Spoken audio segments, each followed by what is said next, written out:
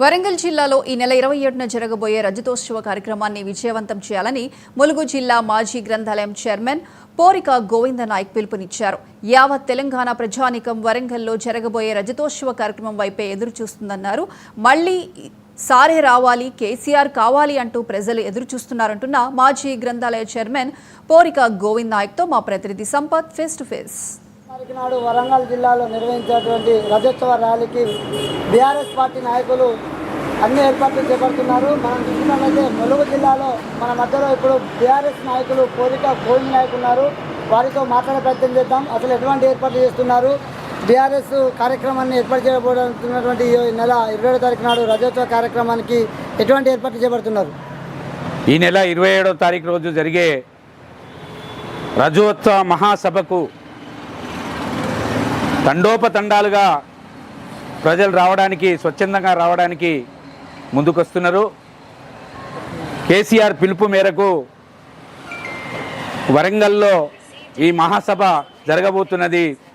ఈ మహాసభకు మరి ప్రజలే ఉత్సాహవంతులై ముందుకు నడిచి కేసీఆర్ ఈ తెలంగాణ రాష్ట్రాన్ని పాలన చేయాలి, కేసీఆరే ముఖ్యమంత్రి కావాలి అని ప్రజల్లో ఇప్పటికే వచ్చేసింది.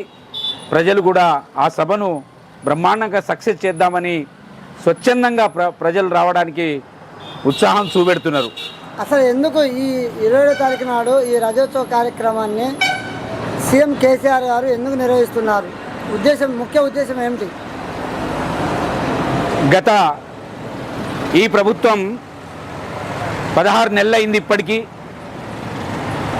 ఏదైతే హామీలు చెప్పిందో ఒక్క హామీని కూడా నెరవేర్చకుండా ప్రజల నడ్డి విరిచేటట్టుగా, రైతుల నడ్డి విరిచేటట్టుగా మరి అది ప్రజల్లో ఇప్పటికే కాంగ్రెస్ పార్టీకి మరి వ్యతిరేకత వచ్చింది. ఇప్పటికిప్పుడే ఎలక్షన్ పెట్టినా కూడా మరి కాంగ్రెస్ పార్టీ చిత్తుగా ఓడిపోయే పరిస్థితిలో ఉంది అనేది మరి తెలుసుకున్నారు. ప్రభుత్వంలో ఉన్న ముఖ్యమంత్రి గారు తెలుసుకున్నారు. అందుకే స్థానిక సంస్థల ఎలక్షన్లు పెడతలేరు. ఎప్పుడో పెట్టాలి స్థానిక సంస్థల ఎలక్షన్లు, ఇప్పటివరకు పెడతలేరు అనేది దానికే నిదర్శనం అని తెలియపరచుకుంటున్నాం. ఓకే, ఇప్పుడు తెలంగాణ రాష్ట్రం కోసం ఇప్పుడు పట్టుమని 16 నెలలు కాలేదు, కాంగ్రెస్ ప్రభుత్వం మీద ప్రజలు అప్పుడే వ్యతిరేకత చూపిస్తున్నారా? అసలు ఎందుకు ఈ విజయోత్సవ ర్యాలీని ఇప్పుడు 2001న ఈ యొక్క పార్టీని స్థాపించబడిందంటే ఈ 24 సంవత్సరాలు పూర్తి చేసుకొని 25వ సంవత్సరం సందర్భంగా ఈ విజయోత్సవ ర్యాలీ ఏర్పాటు చేస్తున్నారా? ఎందుకు? పార్టీ స్థాపించి 25 సంవత్సరాలైంది. దాన్ని పురస్కరించుకొని 25 సంవత్సరాల రజోత్సవ ర్యాలీని నిర్వహించాలనే తపనతోటే మరి ప్రజలకు ఇచ్చిన హామీ కాంగ్రెస్ ఎంతవరకు నెరవేర్చింది, మరి ప్రజలు ఏమనుకుంటున్నారు, ప్రజల్లో ఎట్లా ఉన్నది అని తెలియపరచుకోవడానికే మరి ఇవాళ కేసీఆర్ గారు మరి బహిరంగ సభ పెట్టడం జరిగింది. అదే రకంగా కేసీఆర్ సచ్చుడో తెలంగాణ వచ్చుడో అనే నినాదంతో కేసీఆర్ తెలంగాణ రాష్ట్రాన్ని సాధించుకున్నాం.